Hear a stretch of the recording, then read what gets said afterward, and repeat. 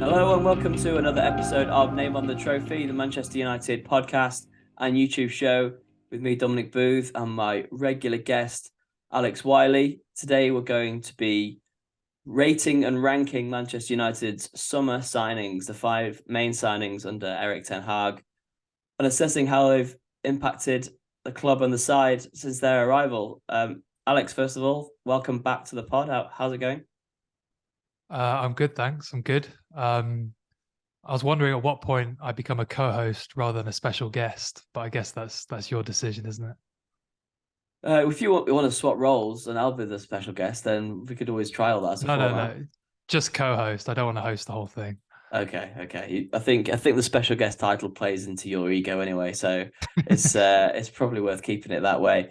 What do you think about today's topic? Then we've sort of compiled some scores out of 10, haven't we, on United's main 5 summer signings? So not loan signings, not Martin Dubravka, no youth signings, and not the January loan signings either. Just those 5 main ones. How did you find coming up with those scores? I thought it was interesting because I think last summer we spent a hell of a lot of money, and at the time there was still quite a lot of criticism for the new recruitment team at United. You know, your John Murtaughs, people like that. And looking back on it, what are we now, 6 months later, it was pretty enlightening, and I think has shone fairly favourably on the club. So it was good fun. Yeah, United have obviously received a lot of criticism in the past for their recruitment, but Erik ten Hag has been the man who's mainly been getting the credit for this recruitment. Although, as you say, the role of John Murtaugh and lots of people behind the scenes probably can't be discredited. But I've got to start with this ranking with Casemiro, who was the marquee signing of the summer, you would say, arriving from Real Madrid for around £70 million. It wasn't really the signing that United wanted to do in that position, as we've known and we've discussed on the podcast before. Frenkie de Jong was the man they wanted. But Casemiro came in, Alex, sort of completely out of nowhere. There wasn't really much talk until it happened, really, which rarely happens with United signings. Usually there's absolutely reams and reams of media content that goes out before a deal actually goes over the line. Well, Casemiro signing has worked absolute dream, hasn't it? It's worked out incredibly well. I thought the signing at the time, the nature of it was so strange because we'd been chasing Frenkie de Jong for weeks at that point. And then suddenly out of the blue, we were spending 70 million on a completely different type of centre midfielder, but also a centre midfielder that we desperately needed. Someone who can control the game from a defensive standpoint. We don't really have a player like that. You know, looking at the numbers, Fred puts in a lot of defensive work, but he puts in a lot of defensive work all over the pitch. He's not the player that sits and sweeps up and gives a sense of calm. He's almost the entire opposite of that. Yeah. So, yeah, it was a strange signing at the time, the way it came about, but it's very hard to argue it hasn't been a brilliant signing. Yeah, it's hard to argue with what Casemiro's done and the impact that he seems to have on those around him more than anything else. And maybe you could say that someone like Frenkie de Jong wouldn't have had that impact on everyone else purely because he's not that enforcer, destroyer type in front of the back four that Casemiro is. He's not the person that United hadn't had, and there have been years of this. Even in the Nemanja Matic days, I think Matic had his moments as United's defensive midfielder and did bring some control there, but there was that gap between his best year or two when he first came to United and then the time when Fred and McTominay would be playing as that pivot. United just didn't control games, and Casemiro means they do. And he also passes the ball a lot better than a lot of people remember him doing for Real Madrid. I think maybe that's been an undervalued asset that he's brought to the table. 100%. So Real Madrid, whenever I watched him, and I'm sure this is the case for a lot of people, his job was primarily to win the ball back and then play a fairly simple pass to either Modric or Kroos to play the more expressive, progressive passes. And after his first couple games at United, I thought, okay, I was correct in thinking that he wasn't a fantastic passer. Since those few games, his passing has looked a lot better. And, one of the things that really sticks out with his passing is he knows what to do with the ball before he's even got it.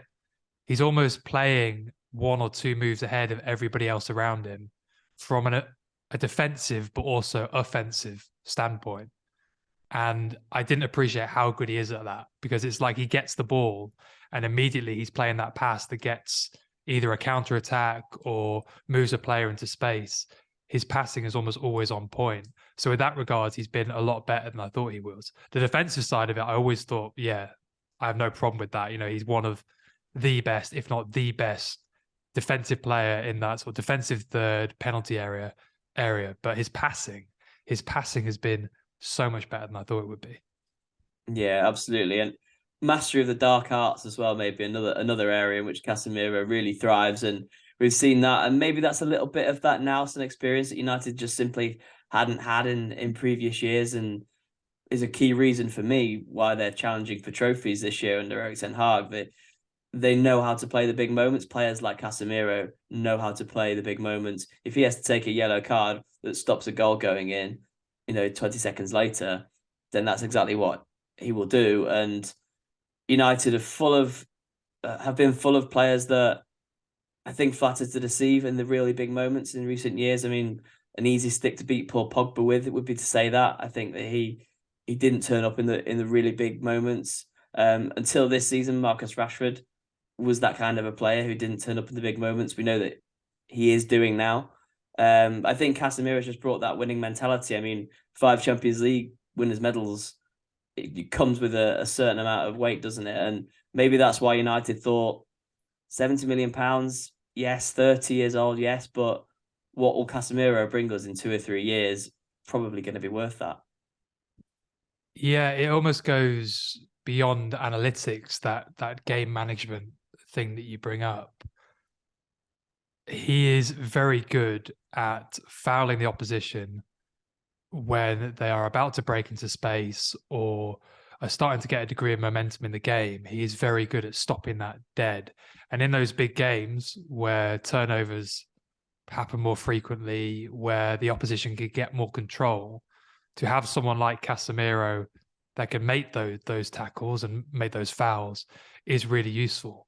Because, like I said before, with Fred and to a lesser extent Scott McTominay, we had defensive work rate, but it wasn't controlled defensive work rate. It was more scattergun, chaotic, more, I guess, pressing sort of defensive work. Like Fred is, I think, in the top 10, 20% for defensive duels in the attacking third, the middle third, and the defensive third. You look at Casemiro, he's in like the top 1% for defensive duels in the penalty area, his own penalty area, and the top 1% for his own defensive third. So it's a different type of defensive work that we weren't getting before. And that game management thing you're talking about before, I think that ties into that. Yeah, we've seen that recording this after the league games that Casemiro missed, 2 against Leeds and 1 against Leicester. And United didn't particularly control the midfield in any of those games without him, with Fred and Sabitzer playing in that pivot. But listen, it's going to be interesting now to see Casemiro's role in cup final coming up and all sorts of big games. I mean, we were going to say score out of 10. My score out of 10, if we're going to reveal them at this point, for Casemiro is actually 9 out of 10. Okay, I've struggled with this one because of what we spoke about before, where in terms of effectiveness of the signing versus how the signing might pan out by the end of the contract, they're two different things. So in terms of impact, I'd give Casemiro a 10. I think he has been fantastic and filled in a need that we've been desperately, needing for a long, long time. In terms of longevity of the contract, it goes back to the Matic thing we spoke about before. Matic looked very good for the first year. Not this good, but very good. And then quickly tailed off as he lost his pace. Casemiro isn't quite so reliant on pace. but I'm still concerned that as he approaches his early 30s, maybe even mid 30s, depending how long he's there, his quality might dip. And then for him to be on such a big salary and not being quite the player he is now, I can't really give him a 10 for that. So if we're talking about impact, 10. If we're talking like for the longevity of the contract, I'm going to give him more of an 8. Okay. We're actually recording this on Casemiro's 31st birthday, so he's heading into those years that you speak about, maybe where could be a danger zone, but United fans will certainly hope not. How about his midfield partner for most of this season at United? Probably a player we didn't expect to be his midfield partner, especially in a deep position. Christian Eriksen. I mean, this is a tricky one in a way because United got him for nothing, and United never really get players for nothing. Certainly not ones that have proven as good as Eriksen. And he's come in and done a role that people didn't expect either. I think people thought he would basically be Juan Mata 2.0, where he'd come in, do a job out wide, occasionally replacing Fernandes in the number 10 position, all across that sort of attacking trio line. And people thought that his legs had gone, basically. I mean, maybe for good reason, given what's happened to Christian Eriksen. I mean, the guy had a heart attack and had to restart his career, from scratch. But what he's done at United, Alex, in the past 6, 7, 8 months has been pretty phenomenal. Yeah, when we first made the signing, I wasn't that keen on it for the reasons you spoke about. I saw him as being either a number 10 replacement or a Juan Mata type on the wing, exactly what you said. And a friend of mine asked me what I thought of that at the time. And I was like, I don't think we need those positions, really. We've got Van der Beek coming back who can back up the number 10. We've got loads of wingers. I don't see why we're making it. And in my defense at the time, I thought Frankie de Jong was coming in to be that ball progressor from centre midfield. What's actually transpired is Eriksen is that ball progressor from centre midfield, and he does a very, very good job of it. He's in the top 10% for progressive passes. So I think I've spoke about this on another podcast, but passes that move the ball up a certain amount of meters up the pitch. He's in the top 10% for touches in the attacking third, so coming from deep and passing into the attacking third. And he's also in the top 10% for expected assisted goals, which is effectively looking at all the passes that lead to shots and seeing the likelihood of them becoming goals, and also expected assists. And you're probably thinking they're the same thing. Expected assists looks at every single pass on the pitch, determines the likelihood of where that pass came to and how it came to the teammate, and then looks at the likelihood of that becoming a goal. So, for example, if you played a pass into the penalty area, in one instance, the player had a shot, that would be contributed towards expected assisted goals. If he just took a touch and then passed it on, it would be contributed to expected assists, if that makes sense. He's in the top 10% for both, which basically means his passes are finding teammates in really good locations to score goals from deep.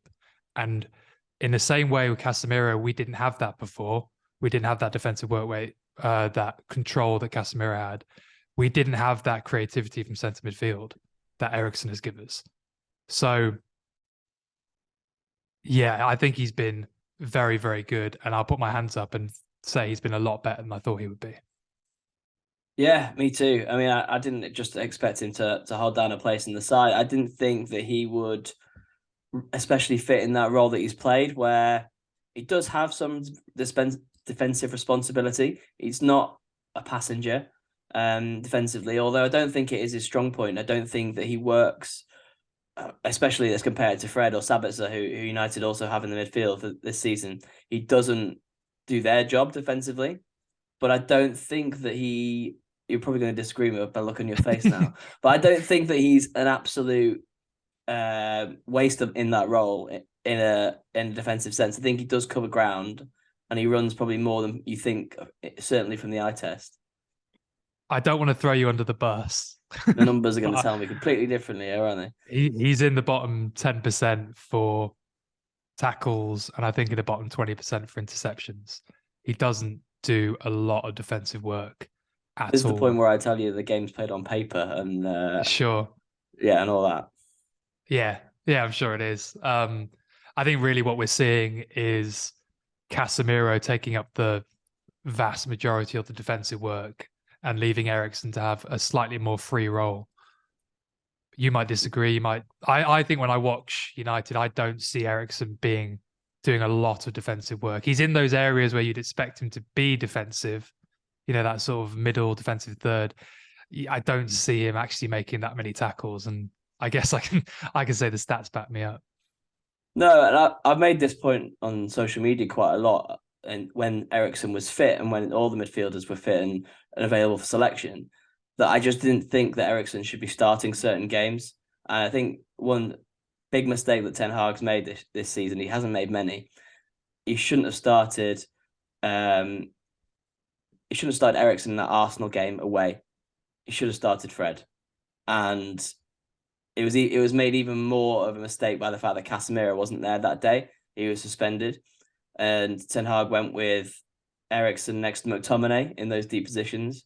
And I think to account for the loss of Casemiro's defensive output, you had to have Fred in there in the Eriksen role, in that number 8 role, which Fred has excelled in, especially against the bigger sides, especially when coming up against a sort of Eriksen type playmaker like a De Bruyne in the City game. You probably would have done well on Odegaard, just tracking them, man marking them.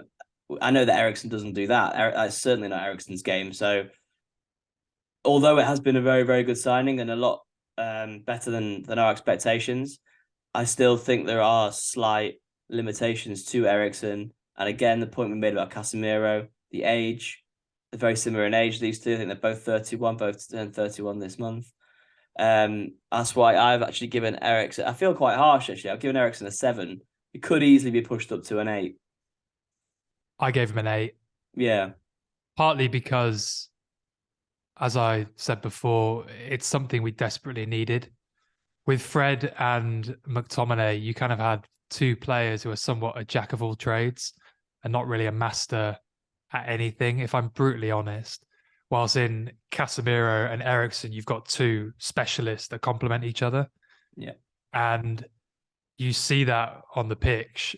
That's why I gave it an 8, because I felt like what he has given us is something we just did not have. In the same way with Casemiro, he's given us something we just did not have. I just don't think Eriksen has quite had the same impact that Casemiro has. No, yeah, it definitely hasn't. But yeah, I'll push my 7 to a 7.5. There we go.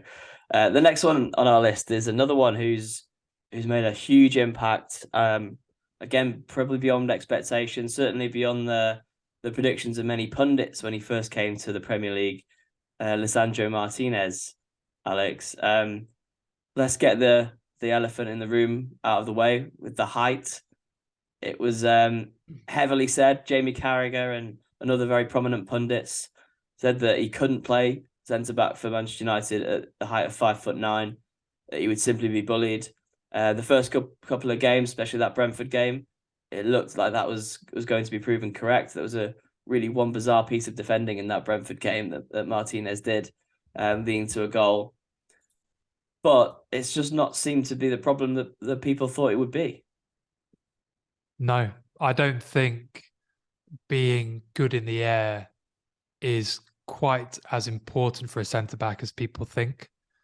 When you think about aerials, they tend to be very slow. They tend to go over quite a long distance, which gives the defence time to react to them.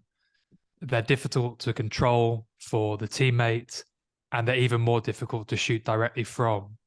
So being good at preventing that type of pass, and this is more, it's somewhat of an analytical point, because I have done work that has noticed that teams that tend to play it short and on the ground tend to win more games than teams that go long. But it's also a point I've got from just watching games. I don't think aerial balls are a particularly effective attacking tool. And the flip side of that is I think being very good in the air is not as important as people would naturally assume. I think as you go lower down the football pyramid, that becomes less and less the case. When you start talking about League One, League Two, where there's a lot more aerials, they're a lot more prevalent.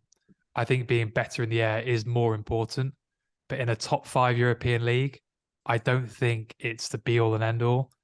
And the proof is in the pudding. Martinez has been fantastic. I mean, I think he's been better in the air than people think. But I was going to you're say he's looking at not the even that data. bad in the air, is he? He's bad, but he's not horrific. So he wins 57% of his aerial duels. So 1 in 2 puts him in about the bottom of 30%. But for context, Maguire wins 65%, which puts him in like the top 30%. So there's not a huge leeway either way. Varane, coincidentally, wins 75% of his aerial duels, which puts him in the top 2%. So Varane, I will give Varane credit. He's very, very good in the air. And people probably don't quite realize that, but he is very good in the air. But yeah, I just don't think being fantastic in the air is that important for an elite centre back. And I appreciate that will be controversial. But as I said before, the proof is more or less in the pudding. Well, Ten Hag clearly agreed. This was another one of his signings, a former player that he had from Ajax. Didn't come cheap, 56 million, I think it was, that United paid for him. Arsenal were in the running, I think, at one point, and Martinez endeared himself to United fans by choosing Old Trafford. And he is one of those who has massively appealed to the fans with his barnstorming style of play, his aggressive challenges, and just really seems up for the fight. The Butcher of Amsterdam nickname is now the Butcher of Manchester, I think, the way he goes about his business.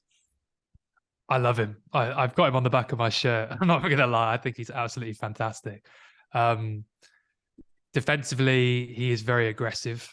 He makes more fouls than the average centre back, but it is controlled aggression to an extent. You can tell he deliberately leaves his foot in certain tackles. And it goes back to that game management thing we spoke about before. Having that bit of nastiness matters to an extent. If you're too soft and too easy to play against, that gives the opposition confidence. And if a team has confidence, they tend to play better. I think a well-timed kick every now and then is beneficial to winning football games, which again might be controversial, but I think anyone that's played the game at any sort of level would agree with that. He's very good at that. The one other thing to talk about is his ability in possession. Yes. So he's in the top 10% for passes into the final third, ball carrying distance, through balls, and expected assists, which you spoke about before, which is looking at every single pass he looks at, seeing the likelihood of where it arrived and how it arrived and the odds of that becoming a goal. He's in the top 10% for all of those. So you're talking about a defender who seems to love defending, but is also an elite passer and ball progressor. And with Harry Maguire, we had someone who was, in his defense, quite good at progressing the ball, particularly with his feet. Harry Maguire is a good centre-back at bringing the ball out with his feet. There are obviously other flaws to his game, but at that, he was good. Unfortunately for Harry Maguire, we've now brought someone in who's even better at that and tends to do it more with his passing as well. So, yeah, with Martinez, I'm a very, very big fan. Yeah, Martinez brings that balance as well, having the left-sided centre-back, naturally left-footed, and he could definitely play in midfield. He could play at left back. You feel he's that sort of all-round footballer that Ten Hag likes in his back line, really, and it complements Varane very well. Varane doing the majority of the aerial duels and Martinez mopping up. What is your score then for Lisandro Martinez, Alex? I gave him a 9, primarily because I felt odd giving 2 10s. I almost feel like if I'm giving 2 10s, then United should be doing a bit better than they are this season. We're doing well, but we're not. We should almost, like, if I'm giving 10s out galore, we should be like where Arsenal are, basically. And we're not quite there yet. So I brought his score down for that reason, which might be a little bit harsh. I simply didn't give out any 10s for that reason. I thought United haven't won the league, they haven't won anything yet, so I can't give any 10s out. But I gave him a 9 as well, actually. So this is the first one where we truly agree. It has been a massively revolutionary signing, really, and compounding all the pundits, so which is always good to see. Another one from Holland, another defender, another left-footed defender, Alex. Tyrell Malacia was brought in the summer, and probably one of those ones where a little bit under the radar. It wasn't a massively eye-catching deal. £13 million, I think it was, from Feyenoord to bring him in. Really not that much of a fuss made about this one, but United decided that they wanted to move Alex Telles on, and that Ten Hag wanted someone different, someone new, someone younger to compete with Luke Shaw for the left-back slot. And I think it's fair to say Malacia has been really solid since coming in, and it looks fantastic value for that kind of a fee that United paid. The smart work I spoke about with the recruitment team over the summer, you can see that in the Malacia deal. I can't quite recall what club he was going to. I think it was Lyon off the top of my head. It was one of the French clubs. Right, yeah. It was Lyon. He was going to Lyon, and the fee was already agreed for that deal, and then United came in and gazumped it, basically. That's the kind of smart recruitment and deal making that we haven't seen at United. Usually it's panic buying, throwing money at things. That was almost like a snake waiting in the grass, just waiting for it to pop its head up, and then he went for it. So I think Malacia is a great example of just smart recruitment from almost like a deal making perspective. In terms of the actual player, I'm not going to lie, when we first signed Malacia, I was a little underwhelmed. His Sabre score at the time was 73 or 74, which was far below what Luke Shaw's is. Luke Shaw's is he's in the 80s. But since he's joined United, it has steadily improved. It's currently 77. And I think what he gives United is almost the exact opposite of what Shaw gives you, because in Shaw, you have someone who is a fantastic passer, very good at moving the ball forward, makes the right decisions in the final third, but maybe isn't fantastic defensively. Whilst in Malacia, you have someone who, if I'm being honest, is a little clumsy on the ball, tends to keep it when he's passing short and simple, but when he tries anything progressive or creative, tends to struggle. But on the defensive side of it, is a lot more active, a lot more aggressive, gets in the opposition's faces. So I like it from that perspective. I like that it sort of fills in the weaknesses that Luke Shaw had, whilst at the same time giving Luke Shaw a bit of a kick up the butt, which I think we've spoken on previous podcasts, works well for him because he's been so much better. He really has. But Malacia has proven very capable of playing, and Ten Hag's not been concerned about starting Malacia in a lot of games, especially when he's brought Luke Shaw into the centre-back position when Martinez wasn't available. And he obviously considered Malacia good enough to play then. And weird in a way, that because you say that Shaw is the better offensively, which I definitely would agree with, but he sees Malacia as that natural left back, really, whereas Shaw is a little bit more capable defensively, in a sense, with a centre back role. How does that one work when he picks that dynamic? It's a strange one. Being active defensively doesn't mean you're necessarily a better defender. I think because Luke Shaw's quite a bit taller, that's why he can go into centre back. Because Luke Shaw is, although he doesn't look it, is 6 foot, whilst Malacia, I think, is under 170 centimeters. He's pretty short. You can't put Malacia in a back three, because I know we spoke about Martinez being a little short and it not being in the end of the world. I think if you're like 5'7", which Malacia is, or 5'6" even, it starts becoming a bit more problematic. Yeah, I think that's why Luke Shaw has played centre back a bit more than someone like that's why Malacia has not played there, more or less. It's that simple. I do see Malacia though as one of those players who, he doesn't have a whole heap of weaknesses. He seems steady on the ball. I know you say slightly untidy at times. I would maybe agree. I think his crossing is all right. It's quite good. He works well, really hard defensively, and going forward up and down the flank. I think his work rate is really good, and he seems just, again, the right kind of character. Said the same with Lisandro Martinez and with Casemiro. With all these players, really, they seem to be the right kind of character.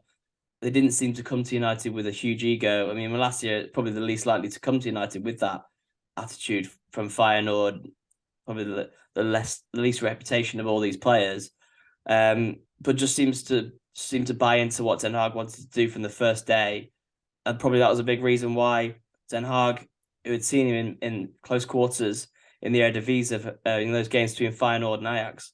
Obviously wanted to bring him to United. Yeah, I think these players have arrived with an ego, but it's almost like a more of a self-confidence rather than thinking, oh, I'm just going to breeze this, get some money and move on. All the players that have come in for the right reasons, I think, and have come in to try and win things. You look at Casemiro, for example. One of my concerns when we signed him was his mentality, not because of what he's been like previously, but because he's basically done everything. He's won almost everything there is to win. And I was a little worried we were seeing another player come into United to get a nice big paycheck and then sail off into the sunset. In Casemiro, I could not have been more wrong. Couldn't have been further from the truth, yeah. There was one point where I think it was in the derby where Casemiro had to go off because he had a little injury. And he was so desperate to get back on the pitch, he was almost wrestling with the medical staff, like the United medical staff, to get on. Like they were trying to hold him back, and he was just like, "Get off me, I want to get on." The players we brought in want to win things at United, every single one of them. And that has a big, big impact. And we're seeing it on the pitch. Yeah. They all wanted to come to United in the first place, which is refreshing in itself. With Frenkie de Jong, that wasn't always the case when United were chasing that deal. So, United and Ten Hag looked for people who were desperate to come to the club. Before we talk about another player who that was very much the case for, let's just quickly go over our Malacia scores. What have you got for this one? I've been a little harsh. I've given him a 6. Okay, I've got 7. This is the only one where I've been more generous than you, actually, which is a surprise. I thought you might be meaner, to be honest, than I am. Yeah. I gave him a 6 because in terms of impact, the biggest impact has almost been the improvement of Luke Shaw, which I'm not sure is fair to attribute to Malacia.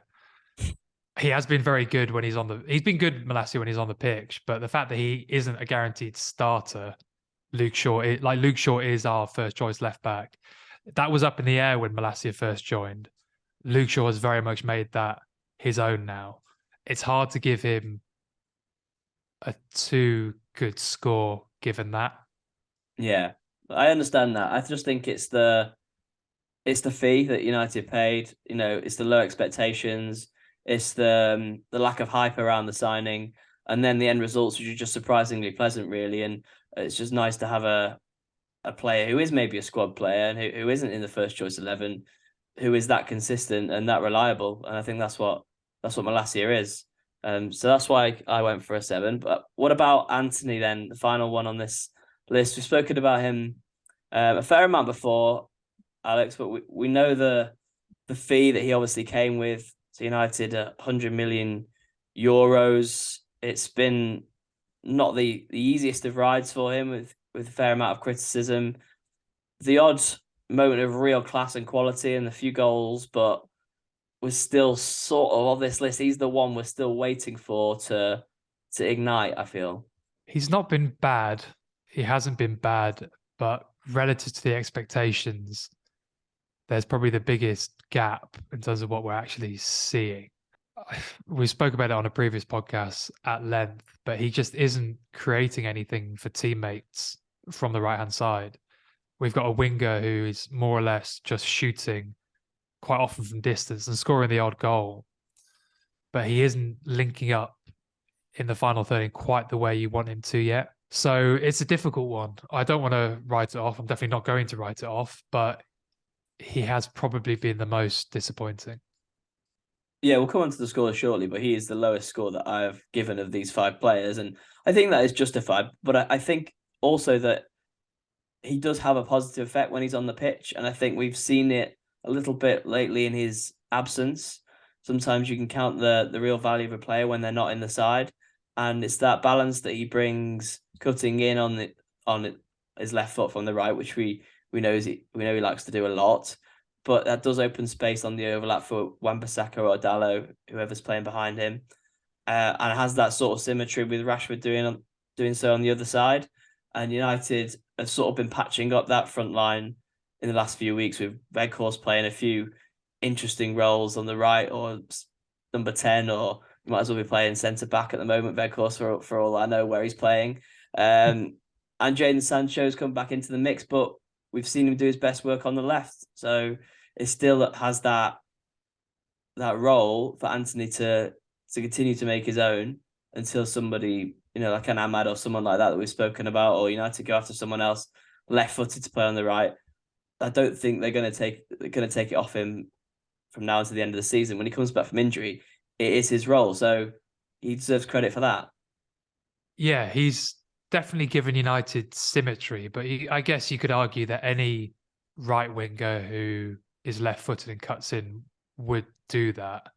So I don't want to give him too much credit. I maybe give United credit for signing someone that actually fits into the team and then you have a clear idea about that. It's a tricky one. I also don't think United need to go and look for another player to do that. Antony's really young. He's 22. He's still adapting. He's still adapting to his teammates. I do think over time he will get better and better. So I don't want to write it off. I just don't think he's been very good this season, to be brutally honest. No, there's no shortage of ability and no shortage of potential. In fact, he's another player whose birthday is around the date of this podcast. For some reason, all United's players seem to be born in February. So I think he turns 23 later this week. So it's an interesting one with Antony. I've given him a 6. Maybe that is a little generous, but I think I've judged that on potential, and I've judged that on that I trust Ten Hag, the reasons why Ten Hag brought him in, and what Ten Hag will get out of him in the coming years. And I think the alternative was Cody Gakpo at the time, which wouldn't have been a fit for that right wing position. That's what United actually needed. Cody Gakpo is more comfortable on the other side, cutting in his right foot. So United spent twice as much on Antony, yes, but I think he's got a very high ceiling, and I think he is a player Ten Hag will continue to back and improve. And so he should. Like, just because he's had a couple bad months doesn't mean you should write him off. You've got to give young players in particular time to improve. I also gave him a 6. I saw the logic of the signing at the time. At the time, I thought he's a really good player. His Sabre score is still 81, but that's mostly due to his performances for Ajax. I think if you were to just separate the United data out, it wouldn't be quite so favourable.